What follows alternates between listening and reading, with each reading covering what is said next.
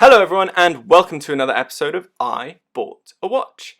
Today's episode is brought to you by subscriber and friend of the channel, The Gent, who kindly lent this watch kindly gifted this watch into the channel and made this episode possible. So big thanks to The Gent and please show him some love in the comments below. And I should probably mention, if you haven't already, please do like and subscribe to the video. It really does show your support for the channel and helps promote the channel growth. Now, as always, let's get on to the review. Now, as most of you know, if you've watched one of my reviews before, I like to do a little segment where I go into the history of the piece. And often if it's a homage piece, I like to look at the history of the homage I'm looking at, especially when a lot of the originals are out of my budget range. But this piece is a bit of an amalgamation. It definitely draws inspiration from the Rolex day date with that beautiful full day display at the 12 o'clock and of course the date at the 6.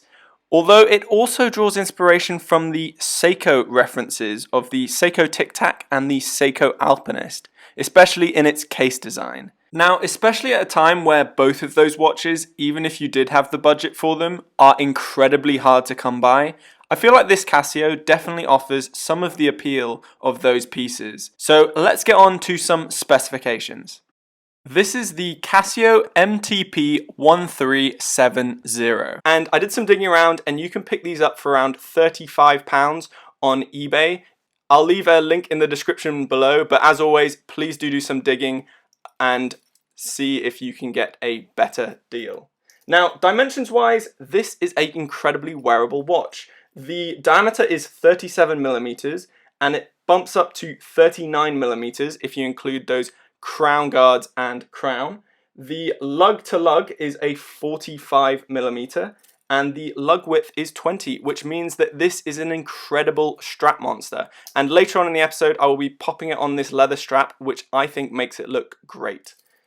The thickness is a mere 9mm, which also enhances its wearability. Now, the reason, if you hadn't noticed already, for that incredibly slim thickness is by the seconds hand, you can tell that this actually houses a Japanese quartz movement as referenced either side of the 6 o'clock. Speaking of the dial, which I believe to be one of this watch's best assets, let's take a closer look. Starting with the handset, we have faceted gold sword style hour and minute hands, both featuring insets with quite a decent amount of lume. I'll try and get a lume shot in now. The watch also features a lance styled second hand. Backing the dial is that beautiful cream sunburst effect that I mentioned before, which really captures the light in interesting ways and gives this watch a certain elegance that is quite surprising at this £35 price range. Printed on the dial is Casio under the 12 o'clock and water resistance 50 meters just above the 6. Advertising this watch is somewhat substantial and far better than the 30 meters you would typically expect on a watch like this. Below that text is the date window, which is framed in a black print and is actually beveled. However, this paired with the fairly deep set date wheel means that it can be rather hard to read the date as it does cast a shadow in bright lights, as you can see here. Edging the dial are faceted applied indices with a open style minute track running around the edge of that dial. Rather humorously, this minute track does actually include sub-second divisions, which of course can't be taken advantage of due to the quartz movement inside. Moving on to this watch's bezel, we have a fixed high polish bezel, and in fact the entire case is finished in a high polish, making it a bit of a fingerprint magnet. Rather interestingly, this case does feature quite a lot of layers. As you can see, this rather pleasantly shaped groove running along the case shape, giving this watch an incredibly interesting profile. Moving around to the other side of the watch, the crown guards create a beautiful sweep that nicely slopes up to meet that crown and is really reminiscent of those Seiko Alpinist and Seiko Saabs. Unfortunately, the crown here is unsigned. I would have liked to see Casio put a little Casio logo on the crown.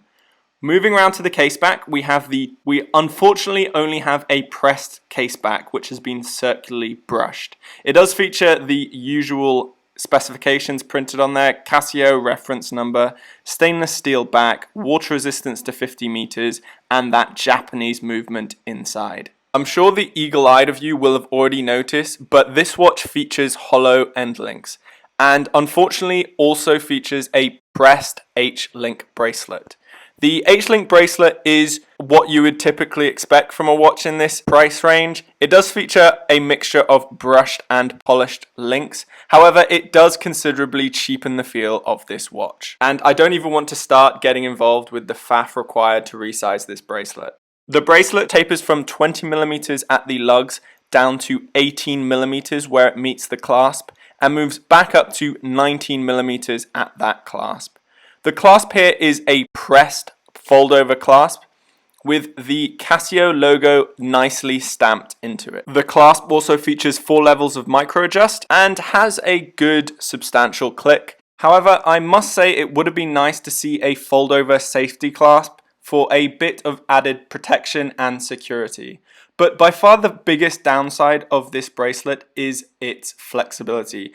As you can see, this watch's bracelet simply doesn't conform to the wrist to the extent that I would be happy with, and actually the limited flexibility does aid in pulling out all the hairs you could possibly imagine. So for that reason, I am going to show this watch on this leather strap here, which is what I've typically been wearing it on, and I think you'll agree it pairs beautifully. It just occurred to me that I should probably show you what it looks like on the included bracelet, so here you have it. It doesn't look terrible. The polished and brushed H-link bracelet suits the case very well, and it's definitely something you could pull off, but personally it's not to my taste, and the added fact that it pulls almost all the hairs off my wrist means that it's just not the option for me. And it's for that reason that I have paired it with the leather strap. So let me show you how that wears. Quickly pop off that bracelet and here it is. Now I think this is a wonderful combination, and I would highly recommend anyone picking up this watch to pair it with a brown leather strap. It really brings out the dressier vintage styling of this watch, and most importantly means it wears far more comfortably. Now I think you'll have to agree the color combination of this brown crocodile leather strap, the cream and gold tones of that dial, and stainless steel case and matching buckle really give this watch a look that far exceeds that £35 price tag. Okay guys, that concludes my review of this Casio. Please do let me know your thoughts in the comments below. If you did enjoy the video, please do remember to like and subscribe, and I'll see you again in the next episode. Bye!